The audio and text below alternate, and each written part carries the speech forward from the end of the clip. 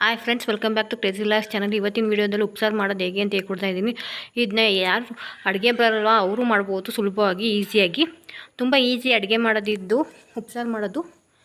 ಬೇಳೆ ಬೀನಿಸ್ ಹಾಕಿದ್ದೀನಿ ಇಲ್ಲಿ. ಬೇಳೆ ಬೀನಿಸ್ ಉಪ್ಸಾರು. ಮೊದಲಿಗೆ ಉಪ್ಪು ನೋಡಿ, ನಾನು ಕಲ್ಲುಪ್ಪು ತಂದಿದ್ದೀನಿ.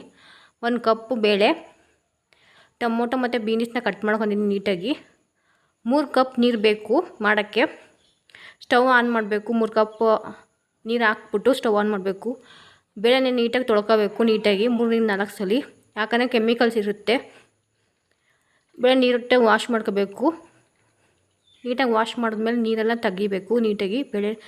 ಬೇಳೆನ ಬೋಸಿಗೆ ಹಾಕಬೇಕು. 5 ನೀರು ಬೋಸಿಟ್ಟಿದ್ದೀವಲ್ಲ ಆವಾಗಲೇ ಸ್ಟವ್ ಮೇಲೆ, ಅದ್ರ ಮೇಲೆ ಹಾಕಬೇಕು. ನಾವು ಬೇಳೆನ ಹಾಕಬೇಕು. ನೋಡಿ, ಬಿಸಿನೀರು ಕಾಯ್ದೈತೆ ಒಂದು ಸ್ವಲ್ಪ.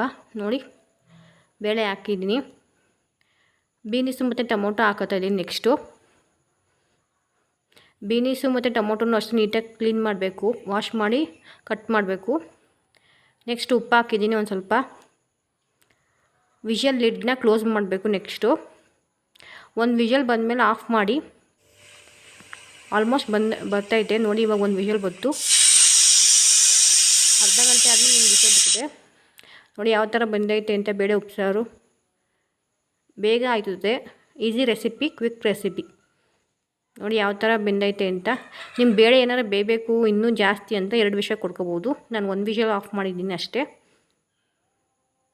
ನೋಡಿ ಯಾವ ಥರ ಕಾಣಿಸ್ತೈತೆ ಅಂತ ಬೇಳೆ ಉಪ್ಸಾರು.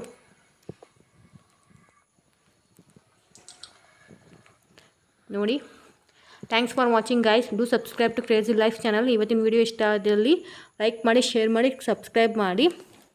ಹೀಗೆ more update. Follow for more updates. Bye bye. See you next video.